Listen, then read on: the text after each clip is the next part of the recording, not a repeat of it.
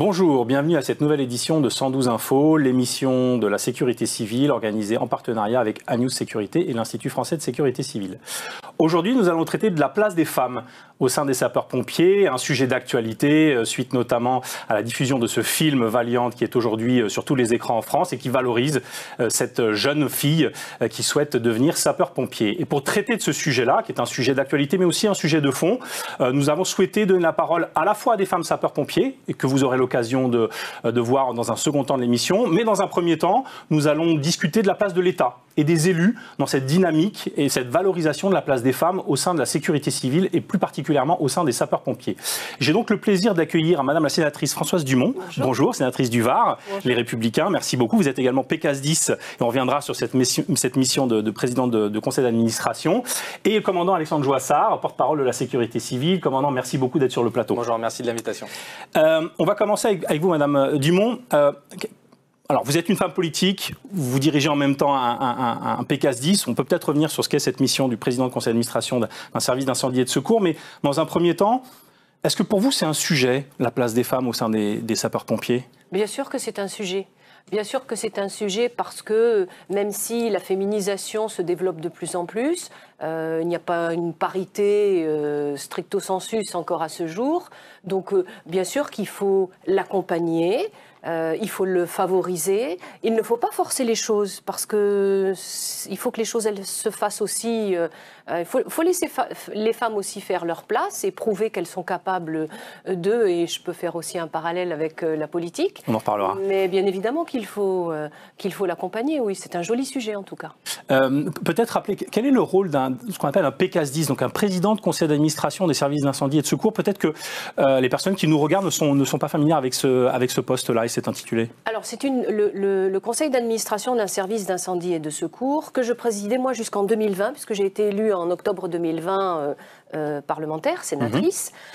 Donc, c'est une présidence bicéphale avec le préfet du département, le président du conseil d'administration a toute la gestion administrative, financière, politique au sens noble du terme du développement et de la bonne conduite des investissements et du fonctionnement de son SDIS, alors que le volet opérationnel, conduite des opérations de secours avec le directeur du SDIS et de la responsabilité du préfet. Donc c'est un rôle important de collaboration, de concertation et de travail en étroite collaboration avec les maires, notamment les élus du département, puisque, comme on le sait, un service départemental d'incendie et de secours est un élément structurant et un élément important de la gestion, de la bonne gestion, de la bonne vie d'un département.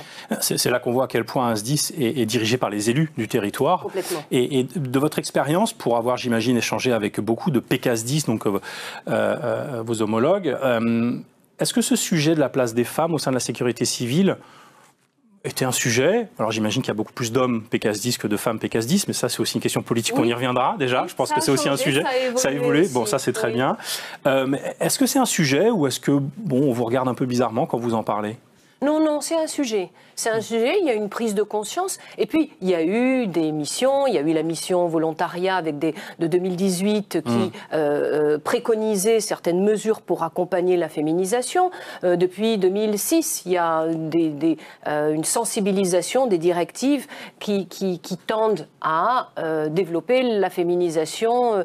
Donc, l'ensemble des PECAS 10 sont sensibilisés sur le sujet. Et je crois on fait développer des efforts pour permettre autant que d'intégrer des professionnels que des volontaires au sein de leurs SDIS dans les recrutements. Donc non, c'est un vrai sujet. C'est un vrai sujet. Absolument. D'accord. Commandant Joissard, vous êtes porte-parole de la sécurité civile. Est-ce qu'on prend ce sujet au sérieux au niveau de l'État, au niveau de la direction générale? Comment est traité ce sujet? Comme l'a dit Madame la sénatrice, oui, c'est un sujet qui a été pris au sérieux depuis quelques années déjà. mais le chemin est en cours. Donc il y a plusieurs actions qui ont été réalisées jusqu'à présent, qui portent leurs fruits. On a des chiffres qui nous le démontrent. Mais on doit aller encore plus loin, aussi bien sur le message qu'on doit passer et sensibiliser la population pour informer ces jeunes femmes, ces jeunes filles des carrières, des potentielles possibilités au sein de la sécurité civile. Les pompiers évidemment, puisque le fond d'écran et le sujet principal majeur aujourd'hui, ce sont les sapeurs-pompiers. Mais c'est le cas aussi pour la sécurité civile des démineurs, des pilotes d'hélicoptères, de nos associations agréées de sécurité civile. Moi, quand je suis arrivé à la sécurité civile, on m'a dit qu'il y avait 7 démineurs femmes. Ce n'est pas l'image qu'on pouvait avoir depuis l'extérieur. Donc on a une vraie volonté de pouvoir également informer et sensibiliser sur ce sujet-là. D'accord. En tant que femme sénatrice, lorsque vous avez pris la direction du PCAS 10 dans ce monde d'hommes, comment vous avez perçu votre rôle? Est-ce que vous avez senti parfois quelques freins aussi, parce que vous étiez en responsabilité de ce SDIS au niveau départemental? Alors, c'est votre expérience personnelle là qui m'intéresse. Je me suis posé la question lorsque j'ai pris mes fonctions et je dois dire que je n'ai jamais senti aucun frein. Et au contraire, j'ai senti beaucoup de respect, beaucoup d'élégance, beaucoup de bienveillance. Après, je suis une femme de terrain autant qu'une femme de dossier, donc je suis allée sur le terrain rencontrer. Vous voyez, j'allais dire les gars, parce que voilà. Mais je suis allée rencontrer les sapeurs-pompiers, les PATS, voilà. Et je n'ai jamais senti que j'avais une mission différente ou un rôle différent ou je devais l'aborder différemment parce que j'étais une femme. Mais il est vrai qu'au début, je me suis posé la question en me disant waouh, une femme, comment vont-ils le prendre dans un monde réputé d'hommes? Eh bien, je vous assure que j'ai été très agréablement surprise et que je n'ai jamais senti que, parce que j'étais une femme, j'avais peut-être un peu moins de crédibilité. Après, j'ai fait mon trou, j'ai fait mon travail, j'ai travaillé pour eux et avec eux et à leur côté, et eux à mes côtés, et que peut-être le fait de prouver que j'étais capable, comme mes prédécesseurs qui avaient tous été des hommes, a fait que, je pense qu'ils m'ont validée et appréciée et portée comme présidente. Commandant Joissard, quelles sont les actions aujourd'hui concrètes que met en œuvre la Direction générale de la sécurité civile?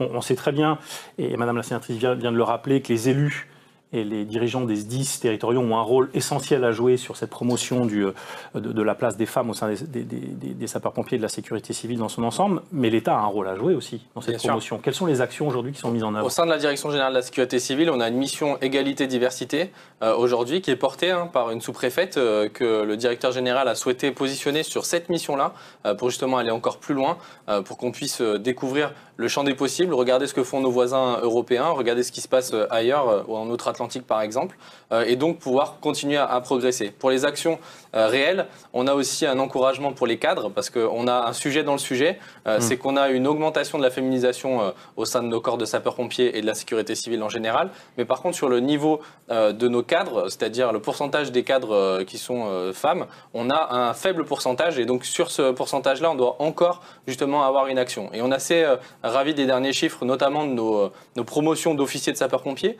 puisque à Aix-en-Provence, à l'ENSOSP, à l'École nationale des officiers de sapeurs-pompiers, on a eu sur certaines promotions jusqu'à 30% de femmes à l'intérieur de ces promotions-là. Ça veut dire qu'on est en cours de changement. On dit qu'il faut une génération complète pour un changement total. C'est le changement qui est engagé. Et la direction générale regarde aussi ce qui se fait ailleurs, dans les autres forces de sécurité intérieure. La gendarmerie y est parvenue. La gendarmerie a une histoire un peu plus vieille que la nôtre. Elle a permis déjà de montrer certains écueils, mais aussi certaines améliorations potentielles au sein de leur effectif. Et donc on peut regarder ce qui se passe chez nos collègues gendarmes, la police nationale et d'autres corps qui ont su féminiser leur corps de manière globale.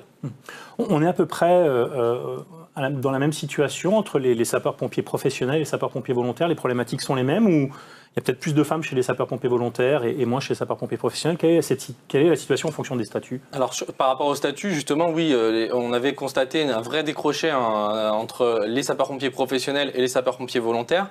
Et donc, il y avait une volonté de comprendre pourquoi. On a eu plusieurs réponses. La première réponse, c'était justement cette intégration, cette capacité à pouvoir accueillir, apporter le soutien nécessaire pour nos personnels féminins. Ensuite, il y avait d'autres problématiques connexes qu'on n'avait pas forcément pris en compte. Je parle des équipements de protection individuelle, pas forcément adaptés à la morphologie de ces femmes. Cette capacité aussi à prendre en compte leur vie de famille, puisque dans les gardes, le rythme des gardes, le rythme des formations, ce n'était pas toujours pris en compte. Et donc, il a fallu justement regarder ces sujets-là.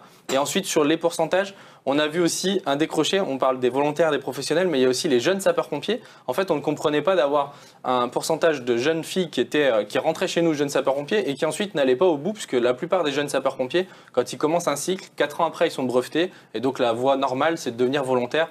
Et pour certains, de devenir professionnels ensuite. Et en fait, on avait un décroché. Et ce décroché-là était sans doute dû à l'accueil, aux propos tenus, à l'effet de groupe ressenti au sein des casernes, où il y avait parfois, sur certaines casernes, il ne faut pas le nier, un rejet, ou en tout cas pas une capacité à accepter ces femmes-là avec leur statut et leur volonté de faire changer les choses. Donc on est content du chemin parcouru, plus de 38% en 5 ans sur les statistiques de nos effectifs, c'est quand même quelque chose d'important, mais c'est le début du chemin, comme je le disais, on a encore beaucoup de choses à faire pour que justement on ait plus de professionnels encore et plus d'officiers demain. Quels sont les axes d'amélioration, les freins que vous voyez éventuellement en termes de blocage, que ce soit des freins organisationnels ou même des freins mentaux, de représentation à la fois des hommes et puis des femmes elles-mêmes? Je pense que ce deuxième sujet est hyper important, c'est-à-dire la représentation. Vous avez parlé du film Vaillante, je suis très content d'avoir pu faire l'avant-première avec la première femme sapeur-pompier qui était présente lors de la projection. Et qui disait, à l'époque, quand elle en parlait autour d'elle, c'était comme si c'était exceptionnel comme vision. Les jeunes filles qui étaient présentes à la projection, avec qui j'ai pu échanger, ont envie, commencent à se destiner vers ces profils-là et ne se disent pas que ce n'est pas possible de devenir sapeur-pompier. Je pense que cette image-là, on doit aussi encore, nous, la changer de l'image de l'homme fort d'un mètre 85-90 qui monte tout à la force de ses bras. Ça n'est pas la réalité de nos sapeurs-pompiers, volontaires et professionnels. Ça n'est pas la réalité des besoins de terrain. Et aujourd'hui, au contraire, on a besoin de personnes grandes, petites, fortes, moins fortes, qui ont cette capacité aussi. On a 85% de nos interventions qui sont du secours d'urgence aux personnes, qui ont cette sensibilité-là de tendre la main vers la population et de vouloir porter secours. Ça, c'est vraiment le sujet. Pas les qualités physiques en première et encore moins une question de sexe. Quelle est la vision de l'élu de terrain que vous êtes justement entre cette dynamique enclenchée au niveau de l'État et puis sa résonance au niveau territorial? On sait que ce n'est pas toujours très simple dans la sécurité civile parce que par construction, il y a une gouvernance qui est très particulière. Vous parliez de la gendarmerie qui est très descendante de par son histoire et son organisation. Comment concrètement on fait pour que ça essaime au niveau des territoires et que ça se diffuse? Alors vous avez raison, il faut démystifier. Le sapeur-pompier ne doit pas forcément être un super-héros. Voilà. Et encore une fois, il faut accompagner. C'est-à-dire que dans les casernes, bien, il faut aménager les sanitaires, faire qu'il y ait des douches dans les chambres quand il y a des sanitaires qu'il n'est pas possible d'aménager. Il faut acheter les tenues adaptées à la morphologie des femmes. Ça, c'est impulsé par la tête, qui fait que... Bon, moi, j'avais à cœur de vérifier chaque fois que c'était possible, quand on faisait des travaux dans une caserne ou quand on construisait une caserne, de faire qu'il y ait des sanitaires réservés pour les filles, des espaces pour les filles, les chambres pour les filles, voilà. Et ça, petit à petit, les tenues, etc. Après, c'est lorsqu'on fait des recrutements, moi je suis fervente de la méritocratie, il faut recruter à part égale. C'est entre un garçon et une fille, on choisit le ou la meilleure, et pas avec une distinction de sexe. Donc on ne rentre pas dans la logique de quota? Pas du tout. Pas du tout. Vous n'êtes pas du tout favorable à ce genre de démarche? J'ai toujours été très opposée à la logique de quota. Je fais de la politique depuis quelques années. La loi sur la parité pour faire... J'allais vous en parler justement, un parallèle. Au début, j'y étais très opposée. Mais force est de constater qu'elle a permis de mettre un pied à l'étrier et de permettre à certaines femmes, aux femmes d'accéder à certaines responsabilités. Après, très sincèrement, il faut faire confiance aux femmes. Elles sont capables de faire le même job que les hommes. Elles sont capables de s'adapter. Vous l'avez dit, sur le secours à personne, elles ont cette empathie, elles ont cette sensibilité. Elles amènent leur touche à la prise en charge de la victime. Et elles sont tout autant capables, sur du secours à personne ou sur du feu, d'avoir leur place. Donc voilà, il faut juste qu'on leur donne les moyens. Donc il faut accompagner cette mutation, je dirais, ce changement un peu de mentalité, considérer que le sapeur-pompier, c'est pas qu'un métier d'homme et c'est pas qu'un métier de colosse. Et donc, elles ont toute leur place. Et l'exemple, le plus bel exemple aujourd'hui, c'est que dans les écoles de jeunes sapeurs-pompiers, moi je suis très fervente du développement partout sur nos territoires d'écoles de jeunes sapeurs-pompiers, souvent vous avez autant de filles que de garçons. Exactement. Ça veut dire que les jeunes filles d'aujourd'hui, elles considèrent qu'elles peuvent y accéder. Et elles n'ont pas toutes 500 kilos de muscles. Voilà. Donc l'élu doit accompagner par des mesures qui sont de son rôle d'investissement et puis recruter, nommer chef de service ou chef de groupement des femmes quand elles ont autant les compétences que les hommes, mais sans forcer les choses. Tout ce qui est forcé, imposé, ne prend jamais sa place. Il faut impulser, ça c'est le rôle du politique, de donner l'impulsion, d'accompagner, après faisons confiance aux femmes. C'est la doctrine de la direction générale, justement, peut-être dans la valorisation plutôt que l'imposition d'un modèle? C'est la doctrine et c'est surtout l'écoute qu'on a pu avoir auprès de nos femmes sapeurs-pompiers et de nos femmes de la sécurité civile. Je sais que vous allez en recevoir après moi. Tout à fait. Allez-y, posez-leur la question. Justement, elles n'ont pas envie d'imposer des quotas, elles n'ont pas envie que leur place soit amenée à discussion. Elles veulent être là, comme les autres personnes qui sont là, au mérite et en montrant toute la capacité et toute la technicité qu'elles peuvent apporter au sein des casernes. Donc c'est en effet le message qu'envoie aussi la Direction générale de la sécurité civile, parce que c'est le message qu'on a entendu de nos femmes sapeurs-pompiers, de nos femmes démineurs, de nos femmes pilotes d'hélicoptères. Elles veulent aujourd'hui pouvoir prendre leur place, assumer leurs responsabilités et pouvoir aussi intégrer ces casernes. Et très clairement, j'ai vu, moi en tant que chef de centre, puisque en termes d'expérience, j'ai été chef de centre pendant 2 ans et demi, j'ai vu le changement. J'ai vu le changement de l'intégration de nos femmes au sein de nos unités et j'ai vu aussi le changement de ne pas laisser ce sujet, je suis ravi d'ailleurs d'être là aujourd'hui pour en parler, justement aux femmes et qu'aux femmes. C'est un sujet qui doit être porté par tout le monde, hommes et femmes, et c'est aux hommes aussi de défendre leurs collègues féminines lorsqu'il y a des comportements inappropriés ou lorsqu'il y a justement une non-compréhension de l'intégration de nos femmes au sein de nos unités. Il faut que ce sujet-là soit un sujet global et un sujet compris par tout le monde. Et très clairement, au sein de la sécurité civile, sur les différents postes et sur les différentes missions qu'on porte au quotidien, on voit au sein de nos sapeurs-sauveteurs, là ils sont à Madagascar en ce moment pour porter l'aide internationale, il y a des femmes au sein de ce détachement, cela va bien se passer, pourtant ils sont dans des conditions très défavorables, dans des conditions compliquées, lorsque vous partez en détachement à 60 personnes avec des tentes et autres, c'est un fonctionnement et nous n'avons aucun problème d'avoir des femmes au sein de ce détachement, bien au contraire.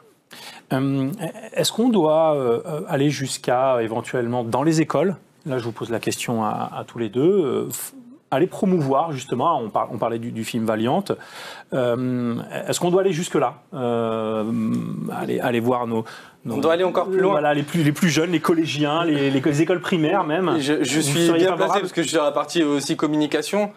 Qu'a fait la gendarmerie ? Ils nous ont permis de regarder des séries avec des policières, des gendarmes qui faisaient leur travail. Aujourd'hui, c'est aussi ça, la construction de l'image de nos enfants, de notre future génération, c'est de leur faire comprendre que c'est possible. Et si vous avez des films comme Valiant, si vous avez des films ou des séries qui demain montrent des sapeurs-pompiers, montrent des personnels de la sécurité civile de sexe féminin, ça envoie un message à cette génération-là que tout est possible et que si leur rêve est demain de rentrer sapeur-pompier, volontaire, professionnel ou d'avoir des carrières au sein de la sécurité civile, c'est tout à fait possible. Voilà le chemin que l'on doit prendre. Donc les écoles en font partie, puisque c'est former, éduquer la future génération. Et comme je vous le disais tout à l'heure, en général, on parle d'une génération pour vraiment un changement total de vision. Là, on est en cours de fonctionnement et on est ravis d'être sur ce chemin-là, mais on va encore accélérer les choses. Donc les films, les séries, les capacités de diffusion d'informations au sein des collèges, des lycées sont évidemment des clés pour nous. Vous partagez complètement. Vous savez, les enfants, l'apprentissage qu'on peut donner aux enfants, les bonnes pratiques qu'on peut leur inculquer, influent sur les adultes aussi. Donc, lorsque nos sapeurs-pompiers vont donner des formations aux gestes qui sauvent dans les collèges, ça permet d'apprendre les gestes qui sauvent, mais ça permet aussi de donner une bonne image, ça permet aussi de parler de la profession, ça permet aussi, lorsque les gamins pourront pourront vivre un problème à la maison de dire « Ah ben le pompier m'avait dit qu'il fallait faire tel numéro. » Voilà, donc oui, complètement. Il faut faire passer ce message-là aux enfants, mais pas qu'aux collégiens, aux plus petits, hein, à l'école primaire. Vous avez raison, ça fait partie, je considère que c'est de l'éducation civique aussi. Vous êtes donc plutôt optimiste, dernier mot, sur cette première table ronde? Complètement. Je suis optimiste parce qu'il y a une prise de conscience. Il y a encore beaucoup de travail à faire, mais la chose ne serait pas intéressante s'il n'y avait pas beaucoup de choses à développer. Il y a une prise de conscience. Les femmes portent haut aussi la fonction de sapeur-pompier. Elles sont capables tout autant que les hommes. Vous l'avez dit, elles n'ont pas forcément envie, elles ne veulent pas qu'on les impose. Elles veulent prouver que elles sont capables. Moi, je suis très optimiste. Les choses évoluent et je pense qu'elles vont évoluer assez vite. Bon, eh ben, très bien. On termine donc si on conclut sur cette note d'optimisme. Merci pour cette première table ronde. Merci, commandant, pour votre présence. Et à tout de suite pour la deuxième table ronde. Deuxième partie de cette émission 112 Info dédiée à la place des femmes chez les sapeurs-pompiers. J'ai le plaisir d'accueillir des femmes sapeurs-pompiers professionnels, sapeurs-pompiers volontaires, qui vont nous délivrer leurs témoignages, leur expérience de femmes au sein de ce corps des sapeurs-pompiers. Donc j'ai donc le plaisir d'accueillir à nouveau Madame la sénatrice Françoise Dumont, sénatrice du Var. Rebonjour. La colonelle, Madame Stéphanie Duché, première et seule directrice pour l'instant d'un service départemental d'incendie et de secours de la Creuse. Bonjour. Madame la colonelle, bonjour. Lieutenant Laetitia Chartrain du SDIS 31. Vous êtes officier au sein du SDIS 31 et également membre de la commission et du groupe de travail Diversité et Égalité au sein de la Fédération nationale des sapeurs-pompiers de France. Vous nous expliquerez en quoi consiste ce groupe de travail lancé par la Fédération. Et Elena Pousse, sapeur-pompier volontaire, 21 ans, étudiante. Vous nous expliquerez pourquoi vous occupez et vous utilisez votre temps libre à aider les autres en tant que sapeur-pompier volontaire. Colonel Duché, on commence par vous. Vous êtes un ovni dans le paysage des directeurs, puisque vous êtes la seule directrice de service d'incendie et de secours. Qu'est-ce que ça fait d'être l'unique dans ce monde d'hommes ? Alors écoutez, je ne me considère pas comme un ovni, puisque bon, je fais un métier qui me plaît, et comme à mes collègues d'ailleurs. Non, ce qui m'intéresse, c'est surtout d'être ici, c'est de montrer que c'est possible. Alors OVNI, non, parce que ça voudrait dire que c'est pas possible d'obtenir cette fonction. Alors je pense que elle l'est, et je la souhaite en fait pour mes collègues, puisque c'est quelque chose qui est vraiment passionnant. Et hommes-femmes, on est là pour faire avancer les services, il n'y a pas de difficulté. Ça fait combien de temps que vous êtes au sein de ce corps des sapeurs-pompiers ? Ça fait pratiquement 26 ans que je suis intégrée en tant que sapeur-pompier professionnel. Et il y a 26 ans, qu'est-ce qui s'est passé qui a fait que vous avez embrassé cette vocation, parce que bien souvent on parle de vocation au sein des sapeurs-pompiers. Alors moi j'ai un cursus universitaire qui fait que j'ai fait des études dans le domaine d'hygiène et sécurité, j'ai été ingénieur sécurité à France Télécom, et mon envie était de servir la citoyenneté et puis d'être utile, de me rendre utile. Et c'est vrai que d'être au cœur du métier de la sécurité, et notamment chez les sapeurs-pompiers, ça permettait de répondre à mes aspirations, d'être là pour rendre service en fait aux autres. Vous aviez commencé avec un engagement volontaire ou vous avez passé directement les concours ? Alors pas du tout, je suis pas du tout issue du sérail, hein, donc j'ai pas des parents qui étaient dans le milieu des sapeurs-pompiers, donc c'est dire que finalement dans tous les parcours tout est possible. Et puis la vie fait que parfois on bouge beaucoup, qu'il n'est pas possible de prendre un engagement de volontaire. Et pour autant, ça a répondu, je crois, pleinement à mes aspérités d'envie de m'engager. Et vous envisagez, lorsque vous avez embrassé cette carrière, de devenir un jour directrice d'un service d'incendie et de secours? C'était quelque chose qui était envisagé? Non, pas du tout. Pour moi, j'ai toujours été intéressée par la découverte de nouveaux métiers, des projets, et je pense que c'est au fil des opportunités et puis les postes qui m'ont été proposés qui m'ont montré qu'en fait j'avais envie de m'engager plutôt sur des domaines de stratégie et puis de faire avancer les services sur un certain nombre de sujets. D'accord. Lieutenant Laetitia Chartrain, vous êtes sapeur-pompier professionnel au sein du SDIS 31. Racontez-nous un petit peu votre parcours. Qu'est-ce qui a fait qu'aujourd'hui vous êtes officier de sapeur-pompier et également membre de ce groupe de travail au sein de la fédération dont on va reparler? En fait, tout est le fruit de rencontres, un petit peu de parcours de vie. Je ne me destinais pas du tout à être sapeur-pompier, pas forcément professionnel non plus. Tout simplement, je pratiquais beaucoup de sport, notamment dans le domaine du judo. Et puis finalement, de fil en aiguille, je suis partie en fac de sport. Et là, par hasard, en fait, j'ai passé un diplôme pour surveiller les plages et j'ai rencontré les sapeurs-pompiers. Et c'est comme ça, de cette rencontre, qu'est née un petit peu une vocation j'ai souhaité du coup rentrer sapeur-pompier volontaire pour voir si finalement l'image que je m'en faisais à ce moment-là collait à ce que je souhaitais vraiment faire de ma vie. Je suis rentrée du coup sapeur-pompier volontaire sur l'agglomération de Toulouse durant 2 années. Et là, j'ai fini de me convaincre de vouloir en faire un métier, une vocation. Ensuite, du coup, je suis rentrée sapeur-pompier professionnel après avoir passé le concours de sapeur-pompier professionnel.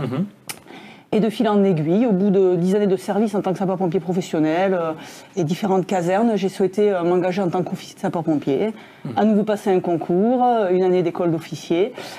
Plus tard, je suis retournée dans mon département en tant qu'officier. Et à ce moment-là, la conjoncture était un petit peu différente au sein du département, avec une présidente à la tête de notre administration et un nouveau directeur qui souhaitait un petit peu se poser des questions s'interroger sur les questions d'égalité. Et c'est comme ça que de fil en aiguille, en fait, après des discussions avec des collègues féminines, on a développé un groupe de travail pour essayer de faire évoluer les choses et se poser quelques questions sur ce que l'on souhaitait faire de notre avenir. Et donc, actuellement, aujourd'hui, je me retrouve membre du groupe de travail égalité-diversité au sein de la fédération et référente nationale, puisqu'on est en train de déployer tout un réseau dans ce domaine-là. Quel est l'objectif de ce groupe de travail au sein de la fédération ? L'objectif de ce travail, en fait, c'est clairement de créer du réseau pour pouvoir échanger sur nos pratiques, les bonnes pratiques, les écueils que l'on peut rencontrer, pour faire en sorte que l'on vive mieux ensemble, qu'on puisse attirer de nouveaux talents, d'autres talents, puisque le milieu de sapeur-pompier est à la fois passionnant, on a l'impression de tous le connaître, on a une image très différente chacun. Donc l'idée derrière tout ça, c'est de rendre un peu plus lisibles les choses pour permettre aux femmes, aux personnes issues de milieux non sapeurs-pompiers de regagner nos rangs. D'accord. Et vous avez que des femmes dans ce groupe de travail ? Et non, justement. On a la chance d'avoir des hommes qui viennent partager en fait tout cela avec nous pour justement essayer de faire en sorte de se rallier autour de toutes ces questions, là, qui sont au-delà de questions de femmes, des questions de société en fait. Tout à fait. Elena Pousse, 21 ans, sapeur-pompier volontaire dans le SDIS 77. Qu'est-ce qui vous a poussé à devenir sapeur-pompier volontaire ? Donc moi, niveau parcours aussi, je ne suis pas du tout prédestinée à devenir pompier, même volontaire. Aucun membre de ma famille n'est issu de ce corps de métier. Néanmoins, j'ai eu des amis qui avaient des proches et même des proches amis qui se sont engagés. Plus jeune, je me suis beaucoup engagée dans l'associatif, donc aider les autres, cette partie-là, c'est quelque chose que j'aime beaucoup. J'ai aussi, pendant de nombreuses années, pratiqué la danse. Donc à travers aussi mes activités sportives, je donnais de mon temps pour certaines associations. Et puis de fil en aiguille, en prenant connaissance de certaines choses sur le métier, l'envie de m'engager est venue. Et je me suis dit pourquoi pas. Donc j'ai frappé à la caserne de la ville où j'habitais et j'ai déposé ma candidature pour devenir pompier volontaire. Est-ce que vous avez rencontré des difficultés pour devenir sapeur-pompier volontaire en tant que femme ? Au niveau du parcours de recrutement, je dirais pas des difficultés, mais plus des appréhensions au début, puisque on le sait bien, et même quand on s'informe que c'est un milieu masculin. Donc forcément, en tant que femme, on se dit, est-ce que si je toque à cette caserne, il va y avoir d'autres femmes dans ma situation, ou est-ce que je vais être mis à l'écart ? Enfin, toute cette intégration-là, comment ça va se passer en vie de caserne, puisqu'on y passe énormément de temps quand même, donc c'est important d'être comprise, enfin de discuter avec nos collègues. Donc c'est vrai que beaucoup d'appréhension. Au final, on passe un entretien, on passe des petits tests sportifs, des tests médicaux aussi en parallèle, et j'ai pas rencontré de difficultés particulières sur ce point-là, non. Colonel Duchet, on va rentrer un petit peu dans le détail. Quelle est la situation selon vous ? Et vous avez, tout à l'heure, vous l'avez précisé, 26 ans d'expérience. Quelle est la situation aujourd'hui sur la place des femmes chez les sapeurs-pompiers ?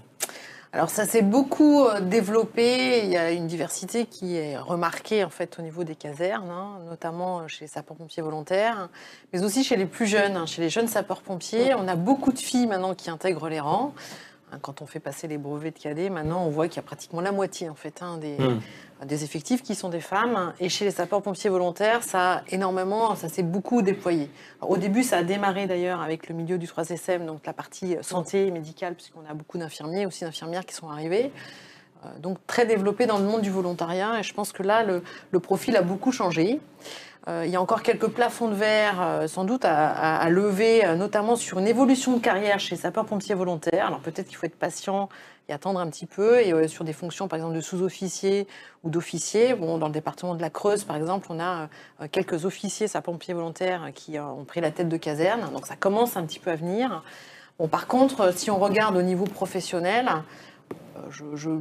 les choses ont peu changé, il me semble, ou légèrement changé, mais l'effet est bien moins marquant en fait que dans le monde du volontariat où là il y a une nette évolution.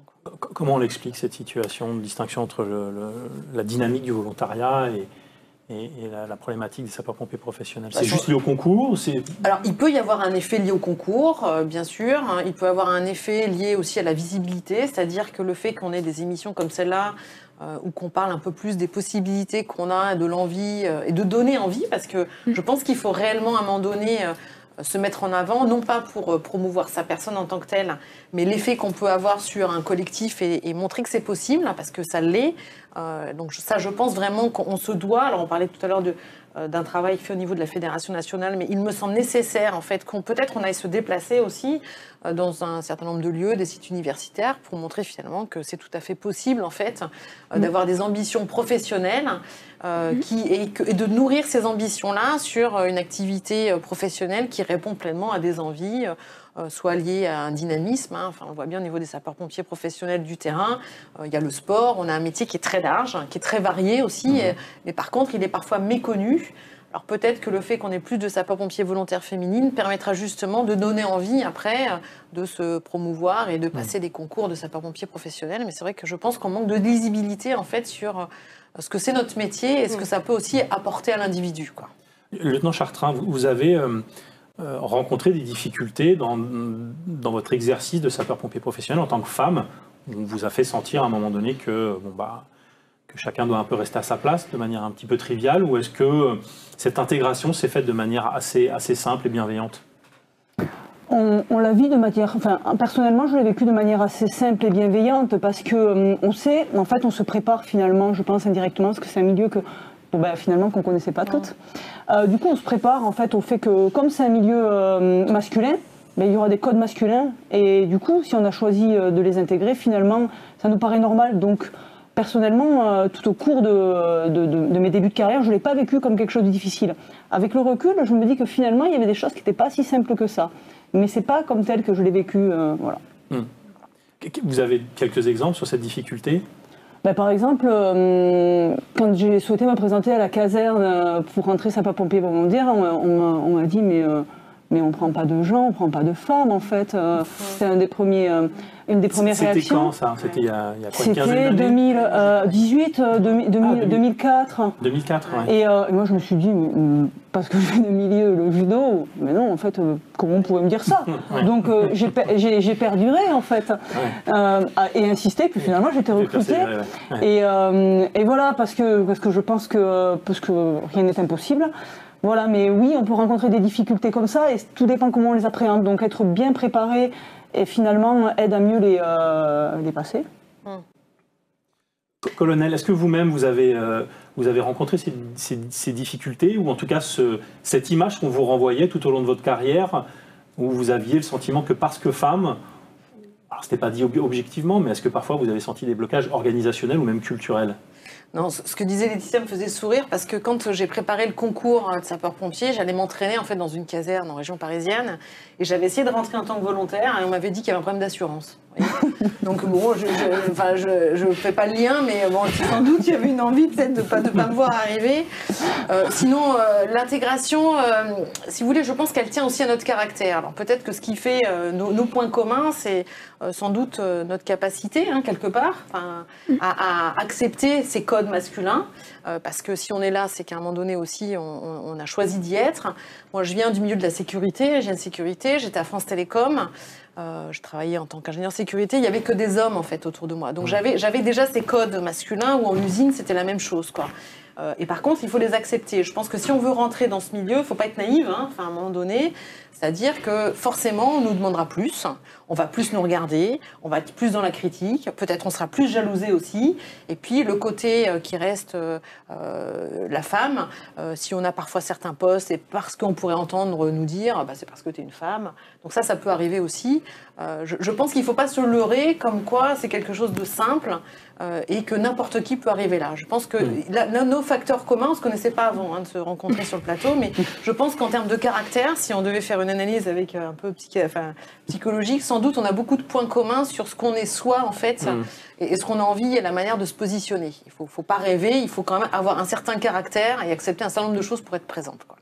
On pourrait tout à fait faire le parallèle avec la politique, j'imagine, tout ce qui vient d'être dit. Quelles sont vos réactions sur ces premiers témoignages ? Ce que je retiens, c'est passion, engagement, pugnacité. Passion, engagement, parce que la vocation de sapeur-pompier, c'est une vocation, c'est une passion, c'est un engagement. Et pugnacité, parce que toutes trois, vous avez fait preuve de pugnacité pour pouvoir y arriver. Mais quelque part en politique, c'est la même chose. Mais quelque part, c'est la même chose lorsqu'on a envie de réussir sa carrière professionnelle, son travail. Il faut de la pugnacité, il faut s'accrocher, voilà.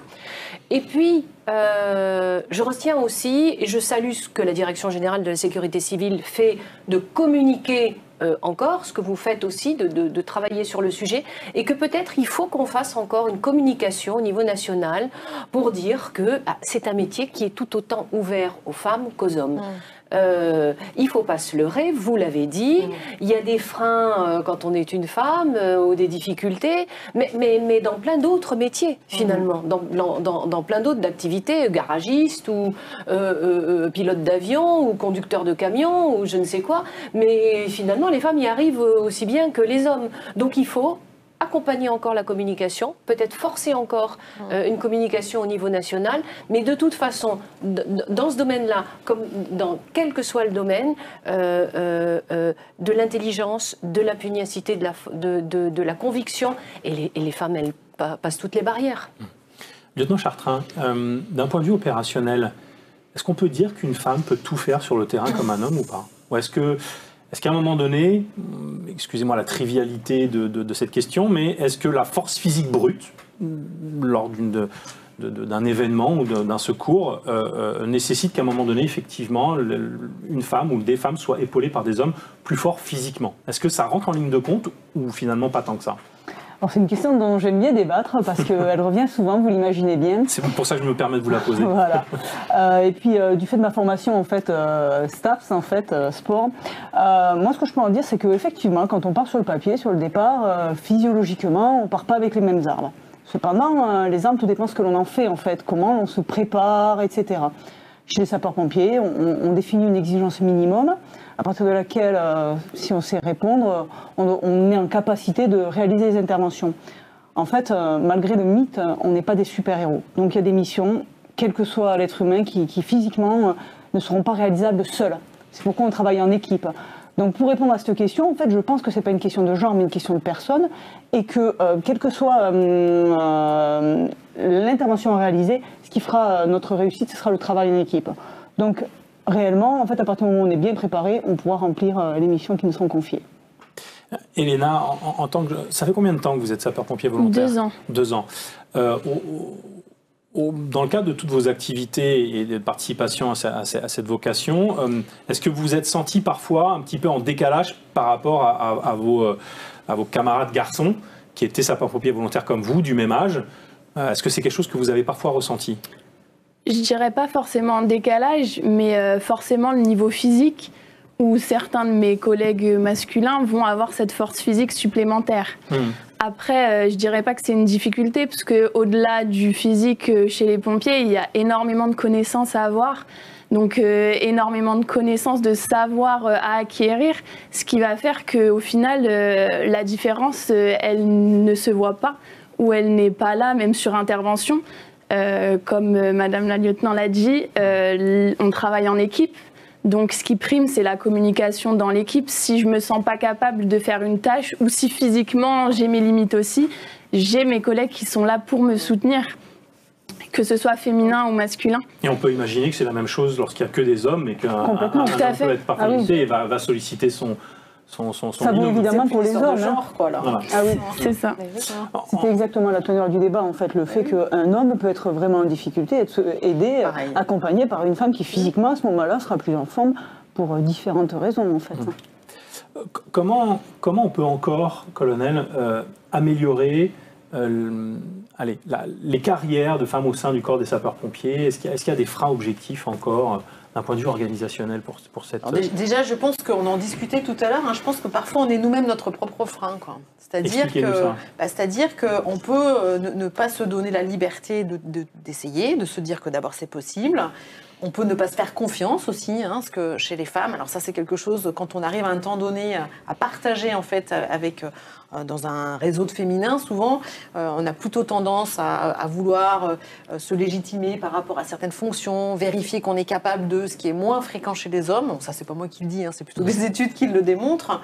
Du coup, je pense qu'il faut vraiment plus se faire confiance et peut-être que l'effet du réseau, l'effet d'accompagnement, de conseil aussi, d'espace de parole entre nous, quelque chose que moi j'imaginais pas il y a quelques années, parce que j'avais tendance à dire que j'étais un homme avec un grand H parmi les autres, donc il y avait plutôt un effet de dire je me noie dans la masse.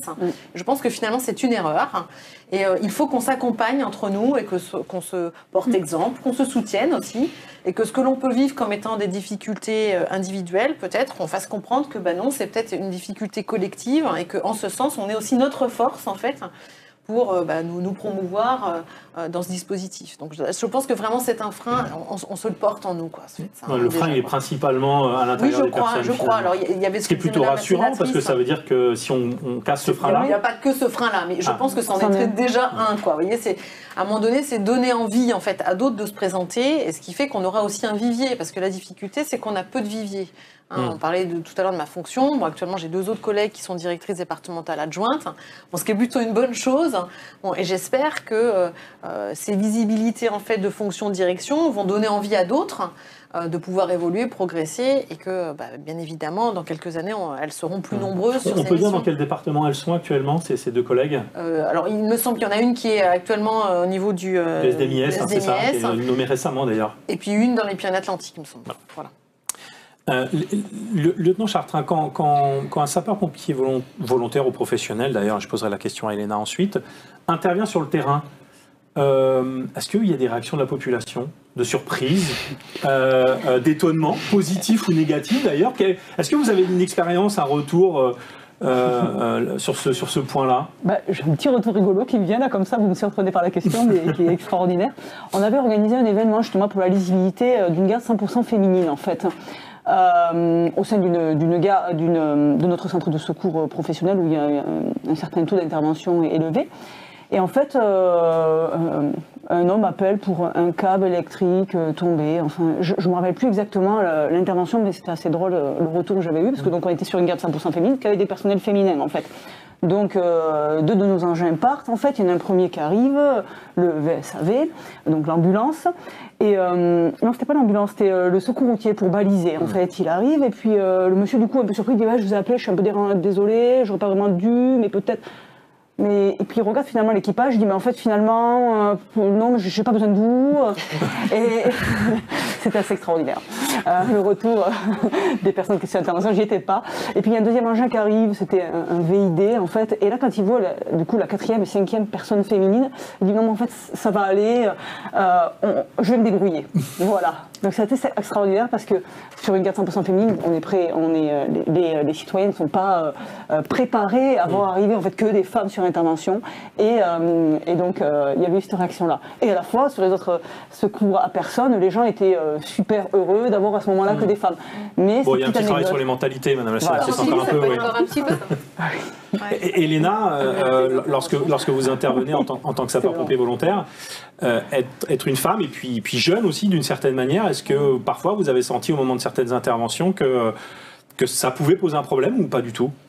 En tant qu'expérience personnelle, personnellement, ça m'est déjà arrivé que certains des messieurs ne souhaitent pas être soignés ou approchés par une femme, puisque pour eux, ils estiment que c'est pas notre poste. Donc c'est arrivé d'avoir 1 ou 2 fois été mise à l'écart de ce fait-là pour certains individus masculins, du coup, qui n'acceptaient pas qu'une femme soit pompier, tout simplement. Mais il y a aussi ce parallèle-là, justement, de positivité. On fait une campagne des calendriers en tant que pompier et il m'est arrivé en toquant à certaines portes, surpris de voir une femme et de nous remercier et de dire que c'était beau de voir une femme et les femmes s'engager dans ce métier et que ça faisait plaisir à la population aussi au final, puisqu'on a aussi une autre approche peut-être que nos collègues masculins. Donc espérons que ces expériences soient peut-être des exceptions qui confirment la règle et peut-être cette bienveillance. On a vraiment les deux côtés. On a vraiment les deux opposés. Hein. Colonel Duché, quand vous interagissez avec vos collègues masculins, puisque comme je l'ai précisé, vous êtes pour l'instant en France la seule directrice d'un service d'incendie et de secours, comment vous percevez votre rôle? Est-ce que vous percevez votre rôle finalement comme un étendard, de dire voilà, je suis une femme et je peux être directrice et je vous le montre? Ou est-ce que finalement, pour revenir à ce que vous disiez tout à l'heure, vous intégrez aussi le fait que vous êtes d'abord directrice et que finalement, c'est d'abord cette compétence que vous souhaitez valoriser? Pour moi, je suis complètement intégrée dans le groupe des directeurs. Donc je ne suis pas un étendard particulier. Vous ne percevez pas comme tel? En plus, c'est des gens que je connais depuis longtemps. On se connaît, on a déjà travaillé pour certains ensemble. Donc pour moi, je suis intégrée dans le groupe. Je suis leur égal. En fait, je me pose pas comme étant là spécifiquement comme l'exception. Je m'intègre dans la masse. Et pour moi, l'objectif est de faire avancer les systèmes, les services, les réflexions de la même manière qu'eux, et pas plus, pas moins, quoi, de la même façon, en fait. Lieutenant, c'est pareil pour vous? Lorsque vous échangez avec vos homologues, les hommes qui ont les mêmes grades que vous, est-ce que vous êtes sur ce terrain d'égalité où finalement cette différence de sexe s'efface ou s'est effacée au fur et à mesure du temps? Comment ça s'est construit, la relation? Moi, personnellement, comme madame la directrice, je souhaite être avant tout officier de sapeur-pompier et lieutenante avant d'être un étendard, ça c'est une évidence. Après, le fait qu'on soit peu nombreuses, on est très visible. Donc ça crée des fois ce décalage-là où même si on veut s'effacer, parce que c'est ce qu'on cherche le plus pour être vraiment fondu dans la masse, au final, on est plus visible. Notre intervention est plus remarquée. Nos erreurs également, en fait. Forcément, du fait qu'on soit atypique, encore peu nombreuses. Je suis chef de groupe en caserne. Sur mon département, je suis la seule, en fait, à ce grade-là. Donc forcément, par exemple, quand je parle à la radio, en fait, on sait que c'est moi. Alors que quand mes homologues masculins parlent, on ne sait pas forcément. Donc même si moi je souhaite ça, parce que évidemment je suis avant tout sapeur-pompier, forcément il y a des fois des décalages concernant les interventions. Elena, vous avez 21 ans, vous êtes sapeur-pompier volontaire, vous souhaitez embrasser cette carrière de sapeur-pompier professionnel, c'est quelque chose qui peut faire sens pour vous? Ça peut faire sens. Actuellement, je suis en master d'école de commerce, donc ce qui a rien à voir avec le métier de pompier. Néanmoins, c'est une opportunité que je me laisse ouverte, puisque c'est une profession que j'adore et que j'admire et que j'aime pratiquer en tant que volontaire. Donc, dans le futur, pourquoi pas. Bon, écoutez, on a la relève. Peut-être un mot de conclusion, madame la sénatrice? Moi, je suis ravie de tout ce que j'entends et je retiens aussi que parfois, c'est les femmes qui elles-mêmes se mettent les premiers freins. Hein, c'est ce que j'ai pu entendre de vos retours, et qu'en fait, une fois qu'elles sont dans la place, une fois qu'elles passent les écueils comme tout le monde, elles passent les difficultés, les examens comme tout le monde, et quand elles y sont, ça marche bien, et vous ne portez pas comme un étendard votre féminisme absolument. Vous faites le travail, l'émission, comme tout le monde, comme vos homologues masculins. Moi je suis encore une fois très optimiste. Il y a un joli courant qui est lancé. Les femmes ont toute leur place dans les professions, dans les missions de sapeurs-pompiers. Ça se développe. C'est un beau métier, une belle vocation. En avant les femmes. Merci beaucoup pour votre présence. Merci de nous avoir suivis en espérant avoir créé quelques vocations de l'autre côté de l'écran. À très bientôt pour une prochaine édition de 112 Infos.